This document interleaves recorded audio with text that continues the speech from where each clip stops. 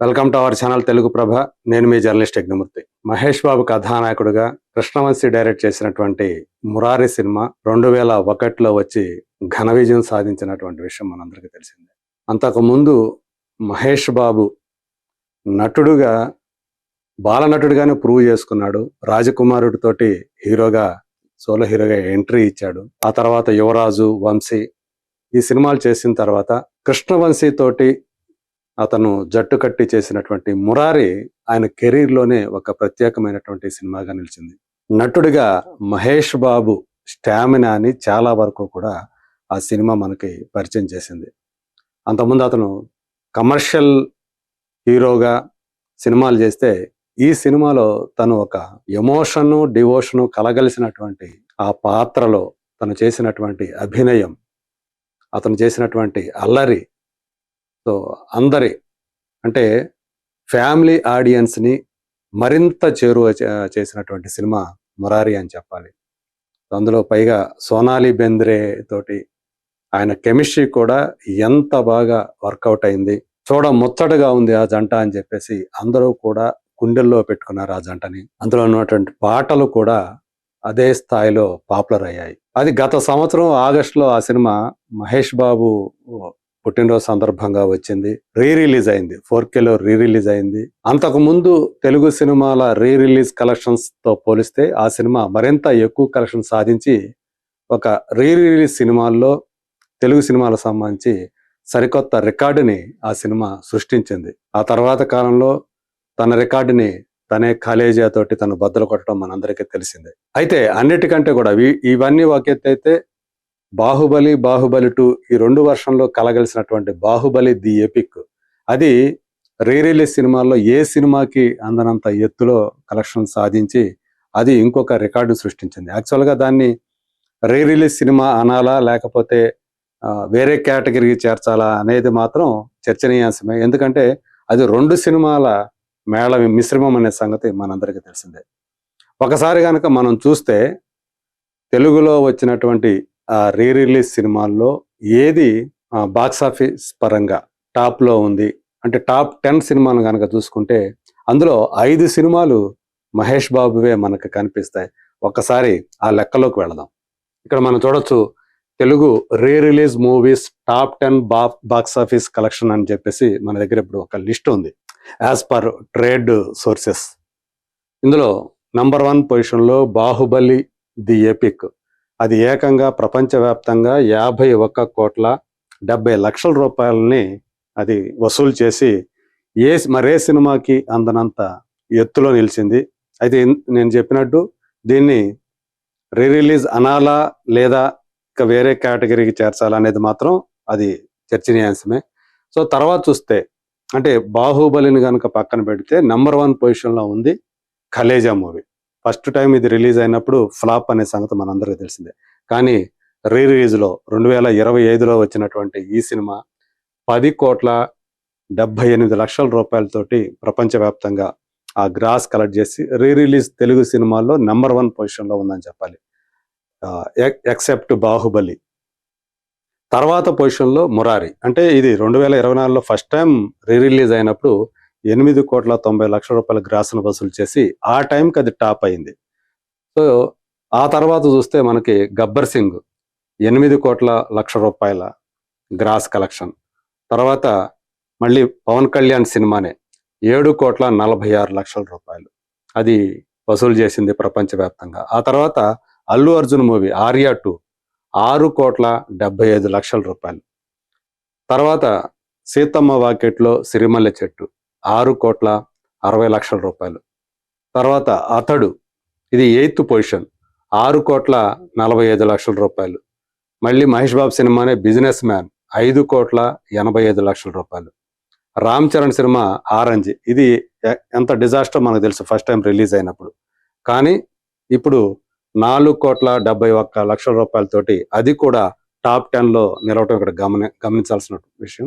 మనం చూస్తే ఇప్పుడు ఈ టోటల్ రిలీజ్ సినిమాల్లో బిజినెస్ మ్యాన్, అతడు, సీతమ్మ వాకిట్లో సిరిమల్లె చెట్టు, మురారి, కాలేజా, ఇట్లా 5 సినిమాలు అంటే టాప్ 10లో 5 సినిమాలు మహేష్వే ఉండటం రిలీజ్ సినిమాల్లో ఇది ఎంతైనా విశేషంగా చెప్పుకోవాలి. అంటే మహేష్ బాబుకి ఉన్నటువంటి ఆ ఆదరణ ఎలా ఉంది ఏంటి అనేది ఈ రిలీజ్ సినిమాల పరంగా మనకి స్పష్టంగా కనిపిస్తుందని చెప్పేసి ట్రేడ్ విశ్లేషకులు చెప్తున్నటువంటి మాట. ఇప్పుడు మళ్ళీ మురారి సినిమా రెండోసారి రిలీజ్ అవుతుంది 31వ తేదీ, డిసెంబర్ 31వ తేదీ. అంటే కొత్త సంవత్సరానికి నాందిగా ఆ సినిమాని రిలీజ్ చేస్తూ ఉన్నారు. ఒక్కసారి అంటే కృష్ణవంశీ ఈ మధ్య కాలంలో ఆ సినిమా సంబంధం అంటే ఎప్పుడైతే మురారి మళ్ళీ సెకండ్ టైం రిలీజ్ అవుతుంది అని చెప్పేసి మొదలు పెట్టారో ప్రమోషన్స్, అప్పటి నుంచి కూడా దానికి సంబంధించినటువంటి జ్ఞాపకాల్ని కృష్ణవంశీ తన సోషల్ మీడియా హ్యాండిల్ ద్వారా పంచుకుంటూ వస్తూ ఉన్నారు. సో ఫోటోలతో పాటు అలాగే ఆ జ్ఞాపకాలను కూడా ఆయన షేర్ చేసుకుంటూ వస్తున్నారు. ఒకసారి ఆయన ఆ పేజీలో కూడా ఒకసారి వెళ్ళి చూద్దాం.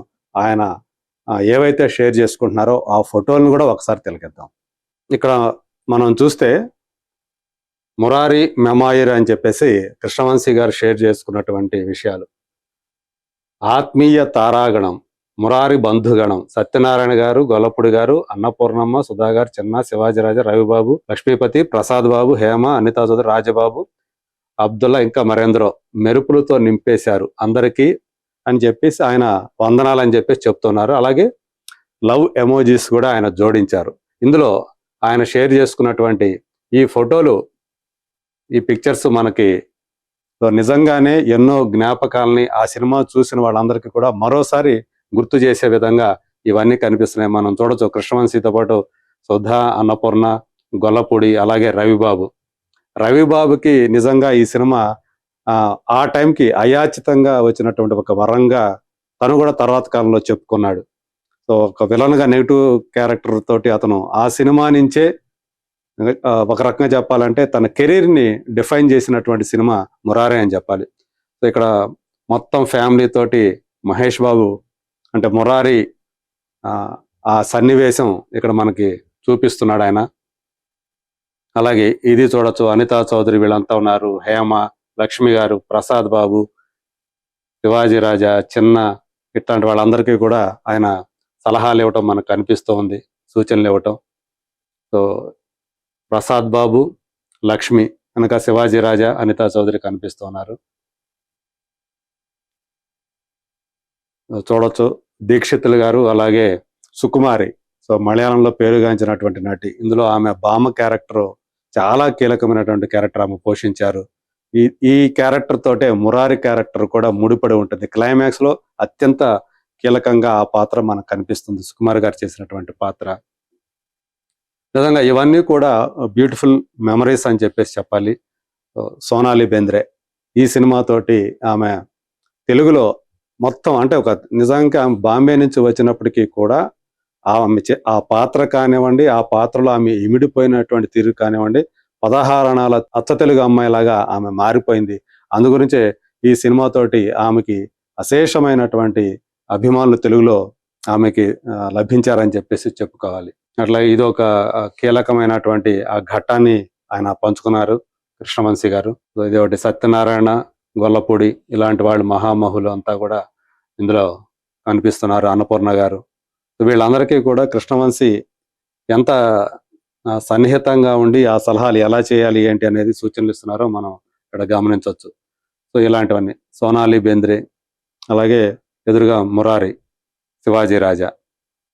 సో సోనాలికి ఆయన ఇస్తున్నటువంటి ఆ సలహాలు, ఇది కూడా ఒక మంచి మెమైరనే అని చెప్పుకోవచ్చు. సో ఇక్కడ మురారి తోటి ఆమె తల్లి, ఆయన తల్లి లక్ష్మి గారు, సో అట్లాగే హేమ, చిన్న మనకు కనిపిస్తూ ఉన్నారు. ఇలాంటి అందమైనటువంటి జ్ఞాపకాలని ఎన్నిటినో మురారి సినిమా ఇచ్చిందని చెప్పేసి కృష్ణవంశీ పదే పదే అంటే ఇప్పుడు రిలీజ్ అని చెప్పేసి ఇవన్నీ కూడా మనకి చూపిస్తూ వస్తున్నారు. కానీ అంతకు ముందు కూడా ఆ సినిమా ఆయనకి ఇచ్చినటువంటి మధురానుభూతుల్ని ఆయన అప్పుడప్పుడు షేర్ చేసుకుంటూ వస్తూనే ఉన్నారు. కింద కూర్చొని మరీ ఆయన సూచనలు, సన్నివేశాల్ని డిస్కస్ చేయటం, మహేష్ బాబు ఆయన ఆసక్తిగా ఆలకిస్తూ ఉండటం. సో ఇలాంటి ఎన్నో మంచి మంచి జ్ఞాపకాల్ని ఆయన షేర్ చేసుకున్నారు కృష్ణవంశీ.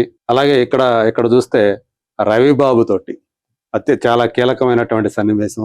రవిబాబుని తరచూ ఏడిపిస్తూ ఉంటాడు. దాంతోటి అది తట్టుకోలేక మనవాడు చాలా ఇదైపోతూ ఉంటాడు రవిబాబు.